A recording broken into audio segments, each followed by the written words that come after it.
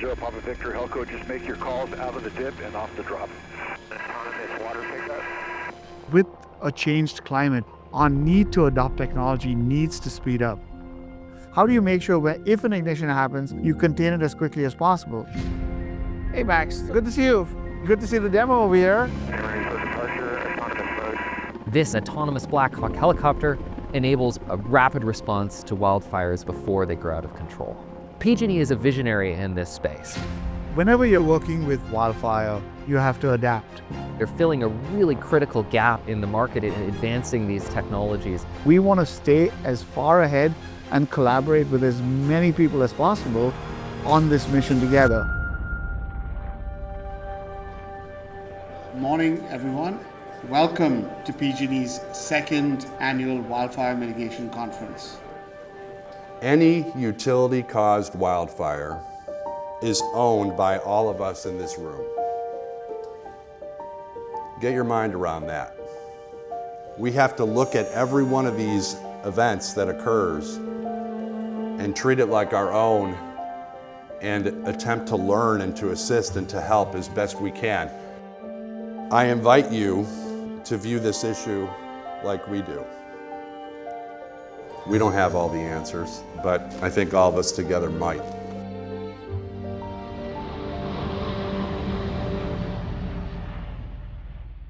Wildfire is not just a California problem.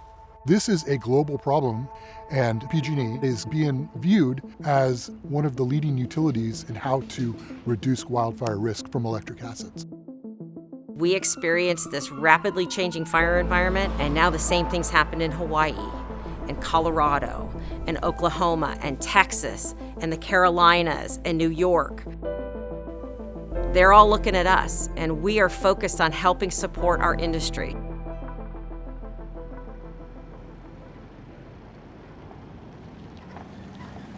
In this general area, since 1930s is when they started doing the mapping, we've had over 100 fires, and they're just one on top of the other. It's personal. I want my kids and their kids to be able to have places that they love that aren't affected by fire.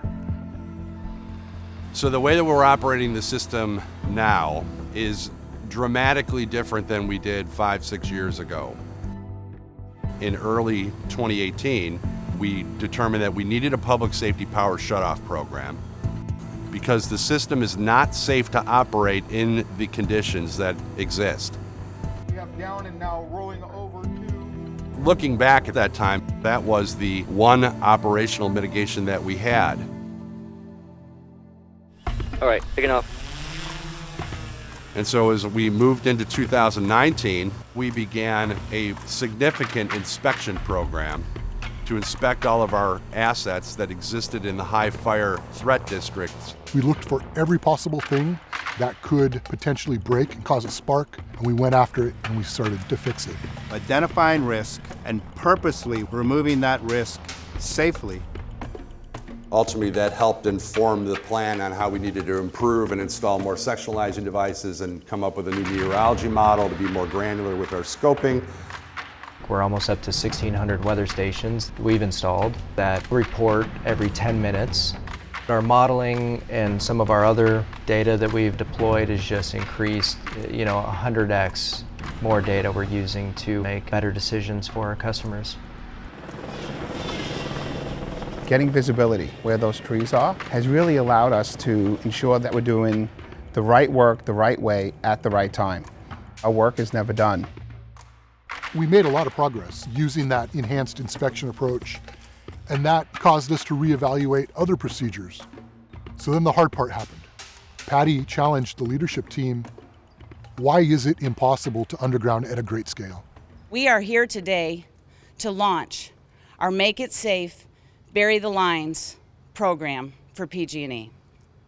We are committing today to undertake one of the largest infrastructure projects in the history of our state.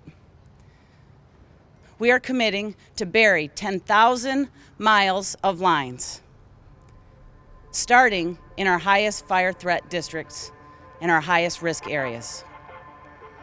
We start today. We have plows, we have rock wheels, we've got excavators, We're using a number of different tools and deploying them each in the right place to be as innovative and inexpensive as possible. This is one of the tools that allows us to avoid having any catastrophic wildfires. By taking the lines from overhead and putting them underground, we are dramatically reducing that level of risk for the hometown and the community. It is the single largest underground program in the nation's history. And it all started with the work that we started in Paradise after the Camp Fire. Every time we have an event that happens on our system or in the industry, it's an opportunity to learn.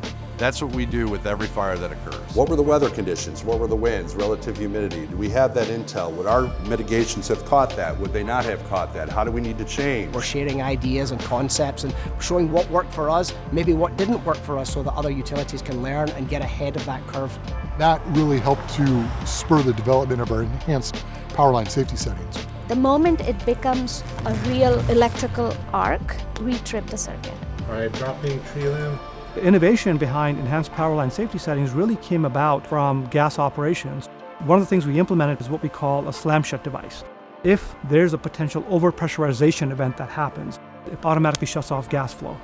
That's the inspiration from a mindset that we deployed to be able to shut off our electrical system.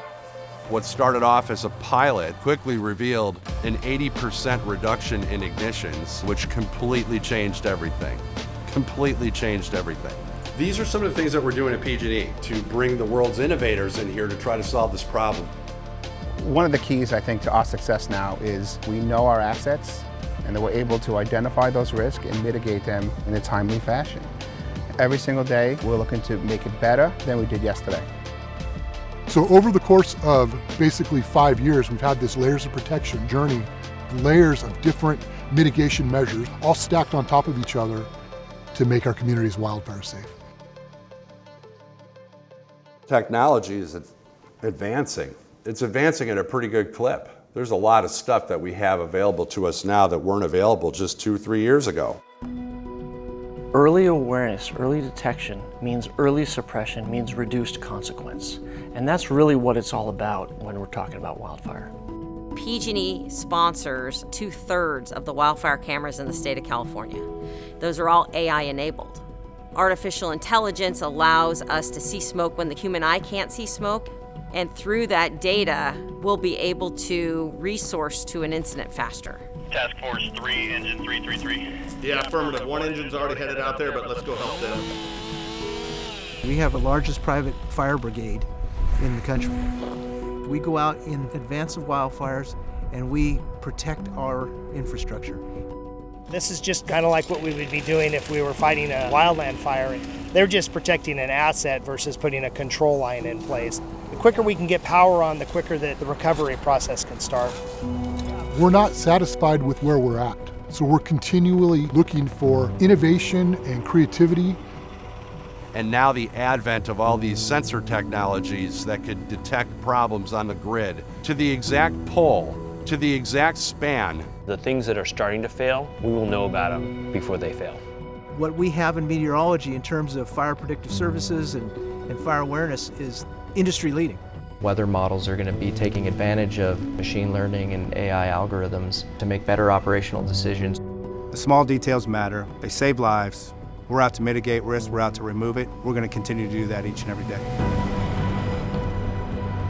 I'm watching our team innovate on what we can do to quickly identify an ignition caused by anything, whether it's our equipment or not, but identify that ignition and then put it out within minutes. It feels amazing to be making a difference that will last for many, many years, for decades, reducing that wildfire risk for these communities for the long run. We can build infrastructure in concert with innovations that can, in harmony, work to keep people safe and keep them energized.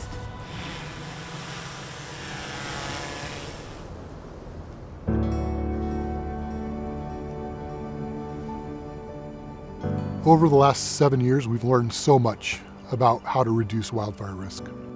But our journey's never going to end. JD, how are you? I think that our customers deserve a utility that is accountable, that is there to serve them. Everybody has a why, and what drives me is doing something for the people that I care about. Service is our purpose. There's no greater good than when you have the ability to do something that will impact someone else's life for the better. This is about the privilege to serve our neighbors. Customers shouldn't have to choose between having electricity and being safe, living in a modern society, being safe. The layers of protection have dramatically improved safety for our hometowns, but we're never going to be done working to get safer, smarter, better. That's our commitment. Here at PG&E, we definitely feel resolved. We feel progress. We're not going to stop until catastrophic wildfire is a thing of the past.